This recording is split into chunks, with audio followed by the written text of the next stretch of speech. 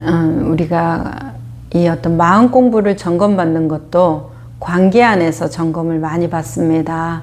그냥 혼자서 고요한 산에 있을 때 어떤 명상원에서 그냥 명상이나 하면서 내 생활, 내가 하고 싶은 뭐 책을 읽거나 음악을 듣거나 차를 마시거나 산책을 하거나 이럴 때는 내 마음이 그렇게 올라올 일이 별로 없기 때문에 그렇게 많은 도전을 받지 않는데, 관계에서, 우리 인연 관계에서 참 도전을 받죠. 나의 어떤 공부도 점검이 많이 되고. 자, 그러니까 관계에 대한 어떤 상담이나 질문들이 굉장히 많은데, 그럴 수밖에 없고, 또 관계에서 점검받는 게 가장 안전해요. 자기 자신에 대해서 있는 그대로 정확히 볼 수 있다는 뜻이에요. 내 생각으로 내가 어느 정도 됐구나, 이런 것들은 별로 안전한 점검이 아니에요. 그러니까 관계에서 그렇게 되어가는 것들이 가장 소중하다고 느끼는 것 중에 하나인데, 자, 좀 안타까운 부분은 이제 어떤 부모들이나 아니면 자식들 중에서 제 경우는 이제 자제분, 부모님도 그런 분이 있으셨고, 자제분 중에서 내 아버지에게 아버지의 어떤 인생을 보면서 내가 그분을 좀 더 도와드렸으면, 그분한테 좀 착한 아들이 됐으면, 내가 그분을 위해서 조금 더 희생하고 헌신했으면, 그리고 그분의 어려움을 내가 조금 더 도와주고, 내가 조금 능력이 있어서 그분의 경제적인 어려움이 그때 참 어려워했는데 그걸 조금 내가 좀 무리를 해서라도 그걸 도와줬으면, 아버지가 지금 이 지경까지 내 몸이 많이 안 좋으시거든요. 그러니까 되지 않았을 건데 라는 후회와 자책이 정말 많이 있단 말이에요. 그냥 아버지한테 잘못했던 것도 생각이 많이 나고. 자, 그런 경우에 그분과의 대화 내용을 좀 공유해 드리고 싶어요. 왜냐하면 너무나 많은 분들이 내 부모님에 대해서 죄인으로 살아갑니다. 맞죠? 겉으로는 못되게 행동을 해도 마음속으로는 늘 내가 어머니에게, 아버지에게 못한 것들 때문에 눈물 짓잖아요. 그리고 미안하니까 더 툴툴거리고 더 못되게 굴고 바람 쌩쌩 불고 이러는데, 진심은 그거 아니잖아요. 괜히 어떻게 할 수 없는 이 상황에 대해서 자기 자신한테 화내는 거 아니에요? 그럼 부모는 또 아이가 잘 이렇게 살면 좋은데, 결혼해서든지 어떤 20대 시절이라든지 이런 것들을 보면 그렇지 못한 모습, 괴로워하고 뭐 관계에서 엉망진창이 되는 모습들을 보면 내가 쟤를 잘못 키웠나, 내가 쟤한테 뭘 어떻게 해줬나, 맨날 이런 자책감과 죄책감에 시달린다는 말이에요.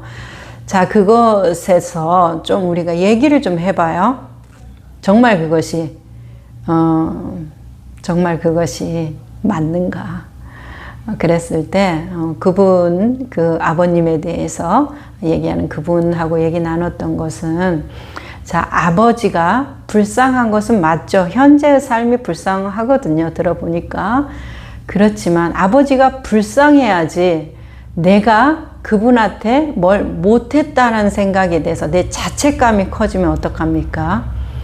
자, 그분의 삶을 보니까, 그분의 인생에 이렇게 여정을 보니까 주변에 사람도 하나도 없고 외로운 그 모습이 참 안 됐고 초라해서, 내가 그래도 자주 연락하고 밥 한 끼라도 더 사드리고 그래야 되겠다, 이런 마음은 참 좋지만, 내가 능력이 없어서 저분을 어떻게 해주지 못하는 그런 자기의 능력으로 가져와서, 저분의 삶이 자기의 능력, 무능력이죠. 그러니까 자기의 무능력으로 가져와서 저분의 삶이 저렇게 사는 것은 어때요? 나의 무능력 때문에 그렇게 산다고 생각하면 어떻게 합니까? 참 그런 논리가 너무나 다수예요. 이렇게 안내를 해보니까. 그래서 왜요? 그분은 그분의 인생을 선택했고 자기 멋대로 살았잖아요. 주변 사람들한테 패기치 가면서 자기 자식들한테 시간 조금 더 내주지 못하면서 그렇게 바쁘게 자기 인생을 살아서 그러한 결과를 냈는데, 내 입장에서 내가 능력이 없어서 저분이 저런 인생을 산다 라고 생각을 지금에 와서 하고 있더라. 또 그분이 그렇게 초라한 그 모습이 참 애틋하고 앞으로라도 잘 되기 위해서 뭔가 어떤 계획을 세우거나 노력을 하는 것은 좋지만 내 인생을 내가 살아야지 그분의 인생에 복속된 부속물인 존재같이 그분을 편안케 해주기 위해서 내 생활을 조정을 하고 그분의 웃는 모습 한번 보려고 나의 어떤 어려움과 아픔, 나의 생활적인 힘듦도 다 뒤로 밀치고 그분을 우선시 해가지고 이렇게 한다는 거 정말 말이 안 됩니다. 말이 안 돼요. 그분은 그분의 인생을 살아왔어요. 그분의 인생을 살다 갔어요. 그렇게 살다가 돌아가신다 할지라도 부정할 수 없어요. 자기 인생 살았다는 거. 그런데 왜 그 자기 인생 산 그 사람을 보면서 나는 자식이라는 생각에, 나는 부모라는 생각에, 그 사람의 인생에 내가 뭘 못해줬다라는 그것 때문에 자기가 왜 스스로 죄인이 돼서 그렇게 질질 끌려다니냐고요. 그거에 대해서 생각해 봐요. 그 사람이 불쌍한 것은 정말 불쌍하죠. 남 불쌍한 거하고 어떻게 비교가 되겠습니까? 많은 그 사람이 불쌍해야지. 내 아버지가 불쌍해야지. 그분을 행복하게 하지 못한 자기를 탓하게 되거나 그분의 삶이 초라해야지. 내가 이 정도밖에 안 되는 자기 비하로 가거나 그분의 어떤 병이나 아픔에 대해서 어떤 내가 해줄 수 있는 것을 한 것으로 내가 할 수 있는 자식된 도리로 어쩔 수 없지, 이 정도까지 내가 할 수 있는 최선이다 하면서 자기 자신에 대해서 또 위로를 해야 되지, 더 할 수 없다라는 것에 대해서 더 해야 되는데 그것에 대해서 자기 자신을 참 괴롭힌단 말이에요. 자, 이런 것들이 별로 맞지도 않은 생각이고 옳지도 않아요. 그리고 그 결과로 거기에서 오는 그 감정들도 다 뭐예요? 자기 부정성을 키우는 하등의 소용도 없는 것들, 바꿀 수도 없는데도 그렇게 매달려 있다라는 것에 대해서 매우 유감을 가지고 있습니다. 그래서 좀 분리시켜야 돼요. 관계에서 이제 특히나 이 어떤 원가족이죠. 부모, 자식, 형제, 이런 그 아주 기본적인 관계에서 사람들이 죄책감을 너무 많이 먹어 놓는데 내가 해줄 수 있는 것은 해주지만 할 수 없는 것은 그 사람의 인생이고 그 사람의 삶이고 내 말을 하나라도 들었나요? 그 사람들이? 아니에요. 자기 삶 살았잖아요. 자기가 원하는 거 했잖아요. 그런데 왜 내가 그것을 보고 죄책감을 가져야 되는가에 대해서 생각을 해보시고 나는 내 인생만 살면 돼요. 그 사람 인생 살게 하고 그리고 내가 할 수 있는 최선을 해주면 됐잖아요. 자식이기 때문에 애틋했고 자식이기 때문에 그분을 사랑했으면 그래서 내가 할 수 있는 만큼 그분한테 도왔으면 그걸로 나는 아주 멋지고 매력적인 사람이에요. 그분이 요구하는 건 너는 왜 이것도 못 해주니? 너는 왜 이것도 못 해주니? 원망할 수 있겠죠. 원망하시더라고요. 얘기를 들어보니까.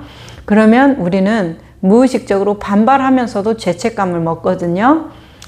그건 그분의 말이에요. 자기 인생 사는 거예요. 그렇게. 그 말에 대해서 너무 휘둘리지 말아요. 나는 그런 사람이 아니에요. 그러니까 나는 내 인생을 사는 사람이에요. 그냥 그 사람은 그 사람 인생 사는 거예요. 너무 냉정하다고요? 좀 냉정해지세요. 저처럼. 나는 나의 인생을 살고 아버지 어머니는 아버지 인생을 산다.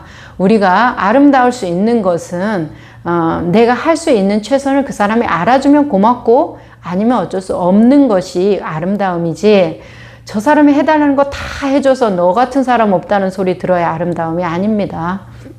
그리고 끝이 없어요. 끝이 없습니다. 그러니까 항상 나를 중심으로 생각해야 되고 이기적이라는 말이 아니에요. 내 어떤 죄책감과 부정적인 감정을 자극하는 그런 상황들 우리가 막 파고 들어가거든요. 이렇게 딱 끼어있지 않으면 그 사람과 나는 분명히 다른 인격체, 다른 삶을 살아가고 있고 다른 환경에서 있어요. 그런데 마치 하나인 것처럼 동일시해서 내가 굉장히 그 사람한테 미안하고 늘 못한 것만 생각나고 막 이렇게 된단 말이에요. 좋죠. 저 잘하려고 하는 노력 좋습니다. 그리고 아름답게 살아야 되고 나한테 가장 큰 위안이 되는 사람도 맞아요. 하지만 뭐예요? 나한테 가장 절망을 주는 사람도 그 사람이잖아요. 그러니까 우리가 조금 이제 스스로 서봐요. 그분은 그분이고 나는 나고, 그분은 그분 인생 살았고 나는 지금 내 인생 산다. 우리가 할 수 있는 최선과 할 수 없는 것이 있다라는 것에 대해서 나는 이제 받아들이겠다. 그분의 요구와 상관없이 이렇게 조금 저를 닮아서 한번 냉정하게 관계를 쫙 보시기를 바랍니다.